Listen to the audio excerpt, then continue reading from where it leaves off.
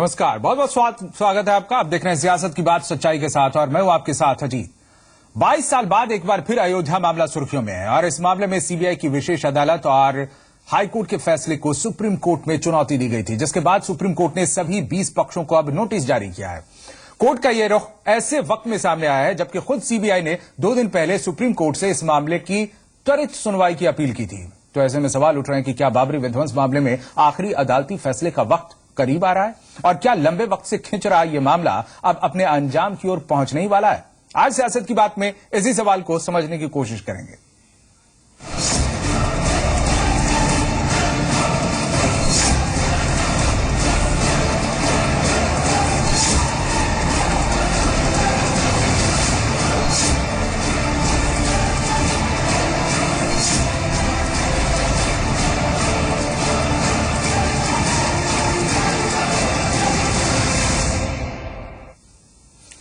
अयोध्या मामले में supreme court ने लालकृष्ण आडवाणी और मुरली मनोहर जोशी को नोटिस दिया है। हाजी महबूब की याचिका पर यह नोटिस दिया गया है। इन दोनों लोगों के खिलाफ सुप्रीम कोर्ट में विशेष याचिका दायर की गई थी, जिस पर सुनवाई करते हुए 20 लोगों के खिलाफ नोटिस जारी किया गया है।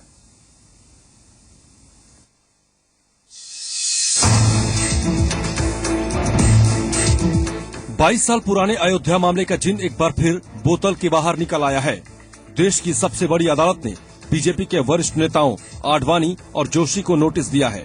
इतना ही नहीं, कोर्ट ने सीबीआई को भी देरी से याचिका दाखिल करने के चलते नोटिस जारी किया है। सुप्रीम कोर्ट और हाई कोर्ट जो है वही उन्हीं के जरिए से संविधान की जो सुप्रीमेसी है, रूल ऑफ लॉ की सुप्रीमेसी, वो मेंटेन रहती। तो इसलिए हमने सुप्रीम कोर्ट को इसमें अप्रोच किया था, तो सुप्रीम कोर्ट ने उसमें नोटिस जारी किया है। बाबरी ध्वंस मामले के गवाह हाजी महबूब की ओर से सुप्रीम कोर्ट में एक विशेष याचिका दायर की गई थी, जिसमें ये आशंका जताई गई थी कि केंद्र में बीजेपी की सरकार होने के चलते इस मामले में सीबीआई प्रभावी तरीके से अपना पक्ष नहीं रख पाएगी। हो सकता है राजा जी ने हक को खत्म करने के लिए नाइंसाफी के रास्ते पे चले और हो सकता है उस केस को दबा दिया जाए। अब आइए आपको बताते हैं कि आखिर ये पूरा मामला है क्या। फैजाबाद निवासी हाजी महबूब की ओर से दायर याचिका में इलाहाबाद हाईकोर्ट के मई 2010 के उस फैसले को चुनौती दी गई थी, जिसमें बाबरी ध्वंस की साजिश में शामिल होने से बीजेपी और संघ के कई वरिष्ठ नेताओं को बरी कर दिया गया था। कोर्ट ने विशेष अदालत के फैसले को सही ठहराया था, लेकिन अन्य आरोपों में आडवाणी और दूसरे आरोपियों के खिलाफ मुकदमा चलाने की अनुमति दी थी। दरअसल फैजाबाद के रहने वाले हाजी महबूब राम जन्मभूमि केस से पिछले 45 साल से जुड़े हैं। महबूब भी उन लोगों में से हैं जिनका घर हिंसा के दौरान जलाकर गया था। 9 फरवरी 2011 को उन्होंने एसएलपी दायर की थी। सीबीआई ने इसी मामले में 2 दिन पहले कोर्ट से त्वरित सुनवाई करने की अपील की थी। सीबीआई के मुताबिक केस में आरोपी आडवाणी 87 साल के हो गए हैं, लिहाजा मामले को जल्द निपटाना होगा। कुल मिलाकर सुप्रीम कोर्ट की नोटिस के बाद एक बार फिर मामला सुर्खियों में आता दिख रहा है। मामले में जिन्हें नोटिस जारी की गई है उन्हें 4 हफ्ते में जवाब देना होगा। ब्यूरो रिपोर्ट, जी मीडिया।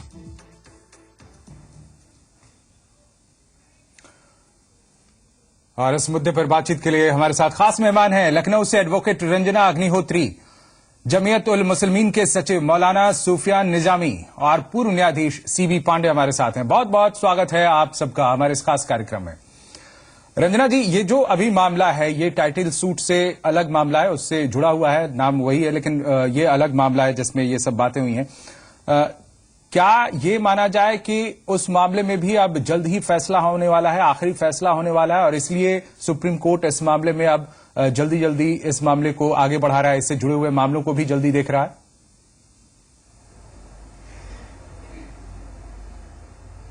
नहीं, जल्दी तो फैसला आना ही चाहिए क्योंकि टाइटल सूट भी 2010 में डिसाइड हुआ और ये जो क्रिमिनल केस है ये भी 2010 में डिसाइड हुआ। जल्दी डिसीजन आएगा तो कुछ आगे बढ़ेगा और डिसीजन जल्दी आना ही चाहिए।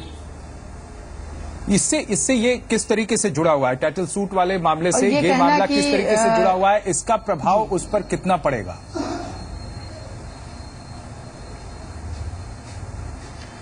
टाइटल सूट पर इसका कोई प्रभाव नहीं पड़ेगा क्योंकि टाइटल सूट अपना एक अलग सूट है और ये डेमोलिशन का सूट है। इस डेमोलिशन का केस है, इसमें क्रिमिनल केसेस, क्रिमिनल कॉन्स्पिरेसी के चार्जेस फ्रेम हुए थे और वही मैटर चला नीचे से और हाई कोर्ट तक ये मुकदमा जो है सीबीआई ने अपनी चार्जशीट लगा दी और ये पाया गया साक्ष्यों के आधार पर और ऐतिहासिक तथ्यों के आधार पर और कानूनी पहलुओं को देखते हुए हाईकोर्ट ने जजमेंट दिया, सीबीआई विशेष न्यायालय ने भी जजमेंट दिया कि कोई चार्ज इन लोगों के अगेंस्ट नहीं बनता। इतने दिन तक हाजी साहब को कोई तकलीफ नहीं हुई, लेकिन अब इस मुद्दे को उछाला गया। खैर कोई बात नहीं है, सुप्रीम कोर्ट है और कोर्ट ने अगर नोटिस इशू की है और 4 हफ्ते का टाइम दिया है तो जिन जिन लोगों को नोटिस इशू की है उनको कोर्ट में अपेयर होंगे और अपना पक्ष देंगे। अब ये भी नहीं, ऐसा भी नहीं है कि अगर एक बार नोटिस इशू हो गई तो कोई ऐसा बड़ा जो है चार्जशीटेड या क्रिमिनल किसी को घोषित किया जाए, अपना पक्ष देंगे। आपने कहा कि इतने दिनों बाद इनको इस केस की याद आई, काफी देर से। सवाल है सीबीआई ने भी तो देरी की इस पूरे मामले में, इसकी पेचीदगियों को समझने की कोशिश करेंगे।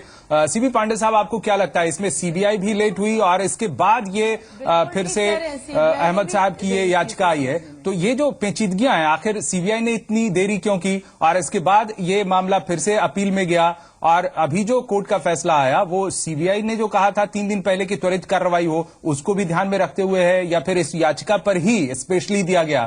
क्या पेचीदगियां हैं इसमें पांडे जी?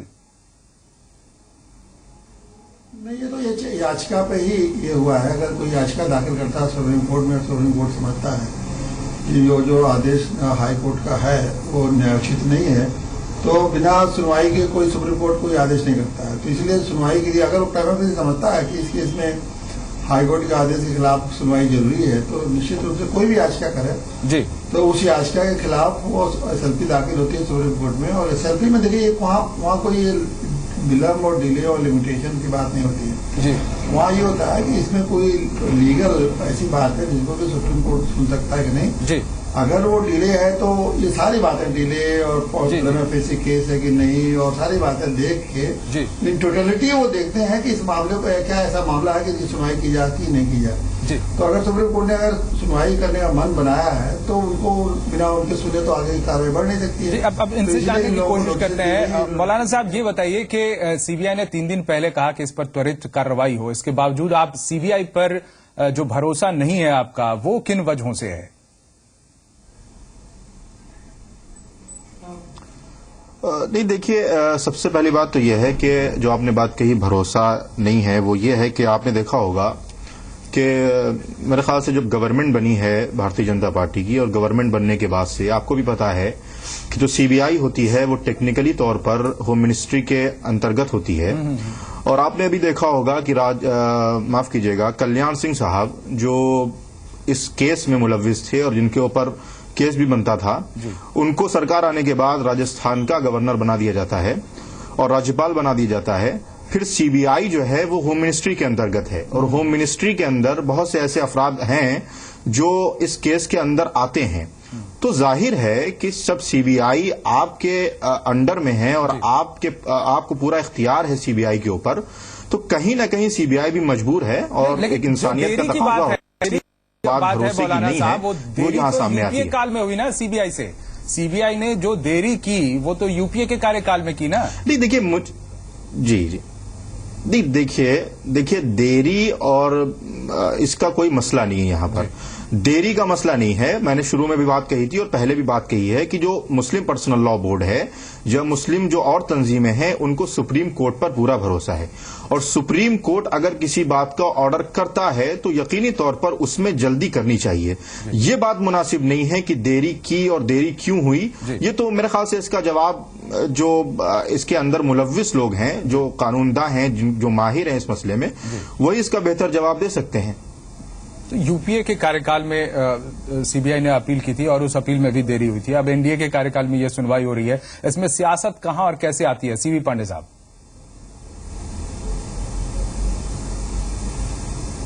देखिए ये मामला ये पूरा मामला है, ये पूरा शुरू से ही सियासत को इसमें रहा है जी। इसमें कोई इनकार नहीं कर सकता कि इसमें सियासत नहीं है जी। और सबसे बड़ा ये जो स्वरूप ये सियासत हो गया 2 धर्मों के बीच में, हिंदू और मुस्लिम का, जो कि नहीं होना चाहिए। एक प्योर क्रिमिनल केस के रूप में इसको अगर चलाया गया होता शुरू से तो इसमें ऐसी सियासत नहीं होती। क्रिमिनल केस के रूप में अगर चलता तो क्रिमिनल केस में हमेशा क्रिमिनल केस को एक्सपेडाइट किया जाता है और तेजी से उसको लगाया जाता है।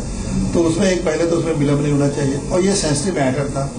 इमोशन से अलग बात है कि दोनों लोगों, दो धर्मों के लोगों का इमोशन से जुड़ा हुआ था, लेकिन जब आप न्याय के क्षेत्र में आएंगे तो न्याय के न्यायालयों में और वहाँ इमोशंस नहीं चलेगा, वहाँ तो रूल ऑफ लॉ ही नहीं। ये जो आरोप लगाए जाते हैं कि सीबीआई ने आडवाणी को बचाने की कोशिश की और जो रायबरेली में केस चल रहा था उसमें सही ढंग से पैरवी नहीं की, तो वहां से विशेष अदालत से उनके पक्ष में फैसला आया, हाई कोर्ट ने भी उस फैसले को बरकरार रखा, उसमें सीबीआई फिर सुप्रीम कोर्ट में जाने में सीबीआई ने देरी कर दी। तो क्या सीबीआई ने आडवाणी को बचाने की कोशिश की? आपको क्या लगता है? नहीं कर यूपीए में वाले समय में तो मैं नहीं कहता कि यूपीए में, लेकिन इसके पहले जब भारतीय जनता पार्टी का जो सरकार थी जी, उस समय तो आगे में इसमें चार्जशीट जो सबमिट हुई थी तो बहुत पहले दाखिल हो गई थी कोर्ट में जी। और जब कोर्ट में मुकदमा चल रहा था तो उस कोर्ट में उस मुकदमे में कई सरकारें आई, ऐसा नहीं है, ये आप ये कह सकते हैं। लेकिन इसमें जो कानूनी पेचीदगियां जब आ जाती है ना, तो हर कानूनी पेचीदगी को ये नहीं कह सकते हैं कि सीबीआई उसमें बहुत इंटरेस्टेड है या सरकार पर है। कानूनी पेचीदगियों का भी लाभ उठा के लोग मामले को डिले कर सकते हैं, लेकिन ये मामला तो भी सृष्टि में। जी रंजना जी, जिस तरीके से ये मामला आगे बढ़ रहा है, इसमें अब आप इस बात पर क्यों ज्यादा जोर दे रही हैं कि आखिर इतनी देर से महमूद जी को याद क्यों आई इस तरह की अपील करने की? इस पर हम आपसे चर्चा करेंगे, आप हमारे साथ जुड़े रहिए। हमारे साथ रंजना अग्निहोत्री हैं लखनऊ से, एडवोकेट रंजना अग्निहोत्री, जमीयत उल मुसलमीन के सचिव मौलाना सूफियान निजामी और पूर्व न्यायाधीश सीबी पांडे हमारे साथ जुड़े हुए हैं। हम इस चर्चा पर जल्द ही लौटेंगे एक छोटे से ब्रेक के बाद।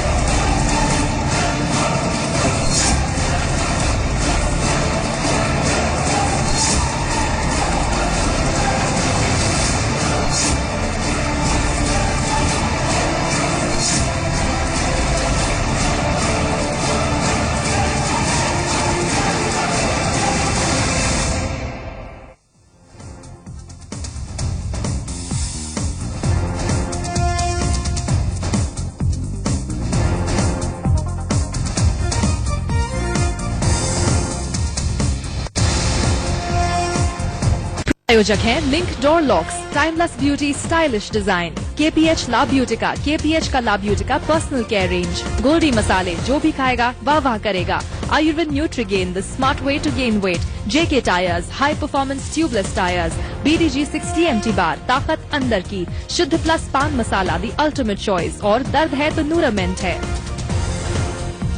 लक क्या होता है? खुशी,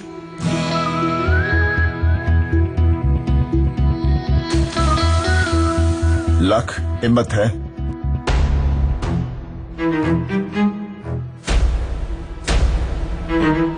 लक प्यार है,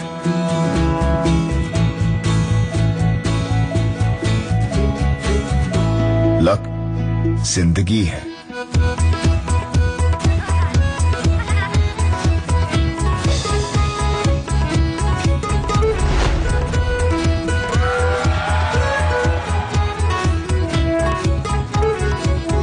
लक्स कोजी, अपना लक पहन के चलो। खा ले बेटा, अच्छी लगी? बेकार। हाँ? अंकल ये क्या है? आलू पराठा। अरे इसमें तो बटर ही नहीं है। डाला है जी। मैं मम्मी वाली बात नहीं है। मैम वही पीले वाला असली बटर जैसा। हर पीली चीज बटर नहीं होती है। अटर पटर सब्स्टिट्यूट डाल दिया और बटर कहते हो? असली बटर में दूध मलाई होती है और अटर पटर में अटर पटर होता है अंकल। जिसमें दूध मलाई नहीं वो बटर नहीं। अमूल बटर, असली बटर। आप भी पूछिए, अटर पटर है कि असली अमूल बटर है?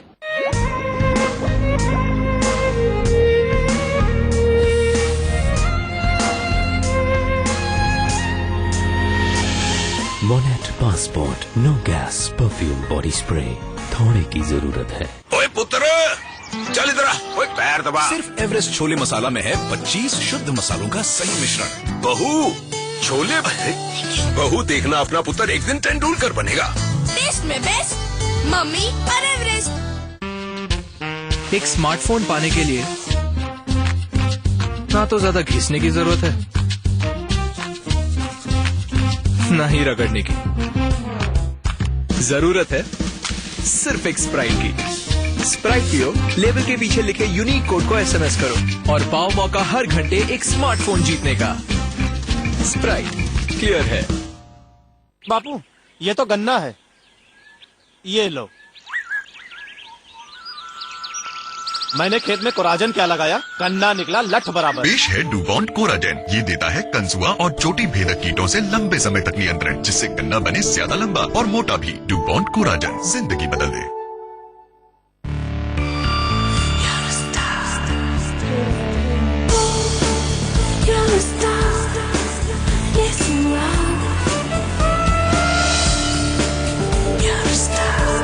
Stunning design and lightning fast processor. Presenting Intex Aquastar 2. Go ahead and shine. Intex.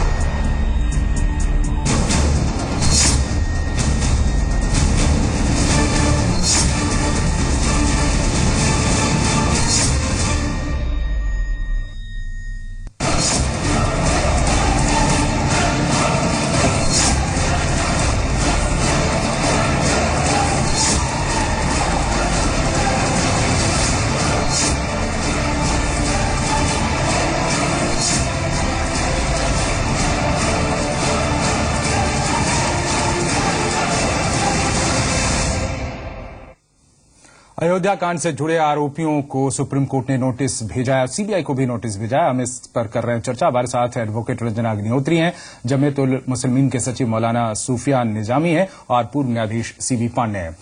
मौलाना साहब, आखिर एकमात्र एक मसला था जो आपराधिक षड्यंत्र का, आपराधिक साजिश का मसला था, धारा 120B, वो केवल हटाया रायबरेली की अदालत ने, जिसको हाई कोर्ट ने भी वैसे ही रखा और इसके बाद इसके खिलाफ ये याचिका आई थी जो सीबीआई ने देरी से डाली थी। लेकिन बाकी जो और उसमें आरोप लगाए गए थे जिन मामलों में, वो तो वैसे ही रायबरेली में उस कोर्ट में चल ही रहे हैं। तो सिर्फ एक ये आरोप आपराधिक साजिश का जो था 120B की धारा का, ये आखिर कितना महत्वपूर्ण है सियासत करने के लिए? इस पर सियासत क्या हावी है, ऐसा आपको लग रहा है? नहीं, बिल्कुल जाहिर है कि जो बुनियाद है मेरे ख्याल से 120B है इस पूरे केस की।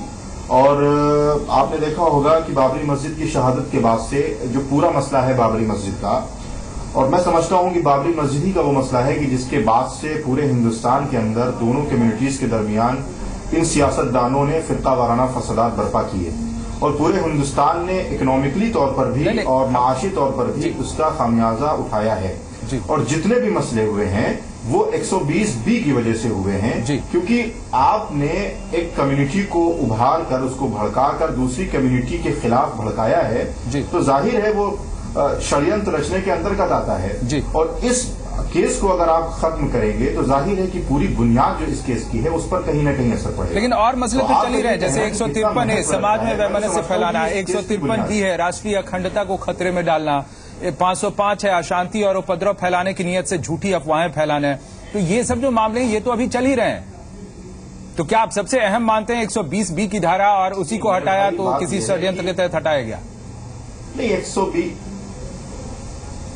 120B को यकीनी तौर पर षड्यंत्र के तहत हटाया गया है। और मेरा तो ये मानना है कि हो सकता है कि 153A और 153B और 505 जो ये 3-4 जो इनके ऊपर केसेस हैं, उसके खिलाफ भी हो सकता है कहीं न कहीं कोई सॉफ्ट कॉर्नर हो और धीरे धीरे कर एक एक तरीके से एक एक मुकदमा इनसे हटाया जाए, जो मैं समझता हूं कि बहुत ही गलत फैसला है। और इस फैसले के खिलाफ जो सुप्रीम कोर्ट ने ऑर्डर किया, बहुत सही ऑर्डर किया। जी रंजना जी, ये सीधे सीधे इस तरह का आरोप लगा रहे हैं मौलाना जी कि लगातार केस को कमजोर करने के लिए सबसे मुख्य जो धारा थी 120B की, उसे हटाया गया और उसके बाद धीरे धीरे अन्य जो आरोप हैं उसको भी, उसमें भी जो पक्ष है उसे कमजोर कर दिया जाएगा और इस तरह से लाभ पहुंचाया जाएगा इन लोगों को। क्या कहना चाहेंगे आप? हाँ, देखिए, क्रिमिनल केस का जजमेंट आया मई 2010 में। उसके बाद टाइटल सूट का जजमेंट आया 30 सितंबर 2010 में। टाइटल सूट में ये तीनों जजों ने, तीनों माननीय न्यायमूर्ति गणों ने ये सिद्ध कर दिया कि वहां पर बाबरी मस्जिद कभी थी नहीं। ये स्थान राम जन्मभूमि था और भगवान श्री राम का मंदिर था। ये चीज बार बार कहना बाबरी विध्वंस, ये बात अच्छी नहीं है। मौलाना साहब ने जो कहा कि बाबरी विध्वंस में ये हो गया वो हो गया, जब हाई कोर्ट का जजमेंट आ गया अब वो बाबरी नाम की वहां कोई चीज नहीं बची। दूसरी बात रह गई, जब सीबीआई ने चार्जशीट लगाई, सीबीआई में केस चला और जो भी एक्विटल हुआ वो उस समय केंद्र में भारतीय जनता पार्टी की सरकार नहीं थी। और अब ये जो अपील डाली गई है, एसएलपी डाली गई है हाजी महबूब जी के द्वारा, वो खाली षड्यंत्र के तहत डाली गई। क्योंकि 2010 में जब माननीय उच्च न्यायालय का टाइटल सूट का जजमेंट आया था तो वो रिपोर्टिंग आज भी मेरे पास रखी है, दैनिक जागरण में छपी थी। जिलानी साहब ने और हाजी महबूब साहब ने कहा था अदालत के फैसले को मैं नहीं मानूंगा, और अब इस समय कह रहे हैं कि अदालत के फैसले को मैं मानूंगा। हम लोगों ने तो हमेशा कहा कि अदालत के फैसले का हम सम्मान करेंगे, और माननीय उच्चतम न्यायालय ने अगर नोटिस इशू की, अगर ये नोटिस इशू की हैं और 4 हफ्ते का समय दिया है, जिन जिन लोगों को नोटिस इशू की हैं वो आके अपना पक्ष निश्चित ही प्रस्तुत करेंगे। और ऐसा ये जरूरी नहीं है कि पक्ष प्रस्तुत करने के बाद उनको सजा ही हो जाए। बहुत केसेस में ऐसा देखा है, उच्चतम न्यायालय हो या उच्च न्यायालय हो, नोटिस इशू होती है, अपना पक्ष प्रस्तुत किया जाता है, कोर्ट संतुष्ट होती है और नोटिस से डिस्चार्ज हो जाती हैं। तो ये आरोप लगाना ये बेहद बेबुनियाद है। और इन लोगों की रिपोर्टिंग अगर हमें 10 मिनट का मौका देते तो वो हम आपको दैनिक जागरण की प्रिंटिंग दिखाते। हाजी साहब ने कहा मुझे न्यायालय पर भरोसा नहीं है, न्यायालय के जजमेंट को मैं नहीं मानता, और जिलानी साहब ने भी मौलाना साहब कुछ जवाब देना चाहते हैं? जी देखिए, बड़े सीनियर एडवोकेट हैं और मैं समझता हूं कि कानूनी जो दांवपेच है जी, हमने भी देखा होगा कि जो कानूनी दांवपेच होते हैं बहुत से बेगुनाहों को फांसी दे दी जाती है और बहुत से मुजरिम खुलेआम बाहर टहलते हैं। तो मैं नहीं समझता हूं कि कानूनी दांवपेच से कोई बात सच और झूठ साबित हो सकती है। दूसरी चीज यह है कि बाबरी मस्जिद की शहादत हुई है, ये एक हकीकत है, और इसको विध्वंस किया गया है, ये भी एक हकीकत है। तो सवाल यह है कि जब 2 हकीकतें जुड़ रही हैं तो एक हकीकत यह भी है कि इसको विध्वंस करने वाले कौन लोग हैं। आपने अभी मेरे ख्याल से 1 साल पहले एक वीडियो आया था जिसपे आपके ही किसी चैनल ने उसका खुलासा किया था कि अशोक सिंघल साहब साफ साफ ये कह रहे थे कि अगर कुछ जाने नहीं जाएंगी तब तक हमारा काम पूरा नहीं होगा। अगर सियासत को गर्म करना है तो हिंदुओं की जानों को खूनों को बहना पड़ेगा। बहुत सारी बातें इसके मुतालिक, और सब में हम बहुत अंदर नहीं जा सकते। अभी जो मामला सामने हम इस पर ज्यादा चर्चा करना चाहेंगे, वक्त की बेहद कमी है। मौलाना साहब वक्त पे बिल्कुल बिल्कुल सीबी पांडे जी हैं हमारे साथ। पांडे जी, आपको क्या लगता है इसमें महबूब अहमद ने जिस तरीके से कहा कि उन्हें भी एक पक्षकार बनाया जाए, ये केस इतने दिनों बाद उनका पक्षकार बनाया जाना करने की मांग, ये सब आखिर किस दिशा में जाता हुआ आपको लगता है पांडे जी? ये सिर्फ षड्यंत्र पांडे जी केंद्र सरकार पर। रंजना जी कुछ कहना चाहती है? जी, एक तरह से सेंसेशनल मैटर है तो इसमें हर आदमी थोड़ी बहुत राजनीति तो करना ही चाहेगा, क्योंकि मामला सेंसेशनल है और इससे बहुत लोगों को जुड़े हुए हैं। इसमें थोड़ा बहुत वोट बैंक का भी खेल है, रहता ही है। तो वो पक्षकार बनना और मुकदमे में जाना, इसको आगे बढ़ाना, ये सब तो चलेगा जी। लेकिन ये है कि जो न्यायालय इस चीजों से उसे नहीं वाकिफ, उससे मतलब नहीं है। अगर आप 120 बी हटाया गया है तो देखना पड़ेगा, कोर्ट ये देखेगी 120 के एविडेंस है कि नहीं है। 120 बी का एविडेंस बहुत बड़ा मुश्किल से कलेक्ट हो पाता है ये आमतौर से। ठीक है, वो लोग शामिल होते हैं, लेकिन कोई एविडेंस क्रिएट करना, लीगल एविडेंस, तो लीगल एविडेंस क्रिएट बहुत मुश्किल होता है उसको लीगल एविडेंस में। तो न्यायालय तो सिर्फ इतना देखेगा कि क्या जिन्हें 120 बी हटाया गया तो 120 बी का ये मामला बनता भी था कि नहीं बनता था। अगर सीबीआई ने कहीं षड्यंत्र का कोई प्लॉटिंग का कोई एविडेंस कलेक्ट ही नहीं किया तो अननेसेसरी क्यों 120 में बनाए, फिर उसमें जो लोग शामिल हैं बस उन्हीं लोगों को खिलाफ कार्रवाई की जा सकती है। तो ये एक कानूनी दृष्टि से दूसरा है, और वो सियासत के न्यायालय के ने गलत किया और न्यायालय का हम नहीं मानेंगे और न्यायालय का फैसला एक बार फिर से प्लॉट खुल गया है सियासत का भी फैसला। जी, रंजना जी से फाइनल कमेंट लेना चाहेंगे। रंजना जी, आपको जोड़ रही थी इस पूरे मसले में। जी,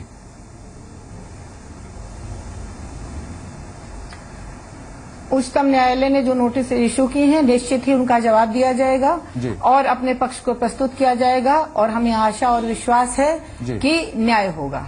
बहुत बहुत शुक्रिया आप सबका हमारे साथ जुड़ने के लिए। हमारे साथ रंजना अग्निहोत्री एडवोकेट जुड़ी लखनऊ से, साथ ही जमीयत उल मुसलमीन के सचिव मौलाना सूफियान निजामी और पूर्व न्यायाधीश सीबी पांडे, आप सबका शुक्रिया हमारे साथ जुड़ने के लिए। और जिस तरीके से ये नोटिस दिया गया, नोटिस का जवाब इन लोगों को तो देना ही है, इनके साथ साथ सीबीआई को भी देना है कई मसलों में, और जो पेचीदगियां हैं उनमें किस तरह की सियासत आगे होती है ये भी देखने वाली बात होगी। सियासत की बात सच्चाई के साथ में आज फिलहाल इतना ही।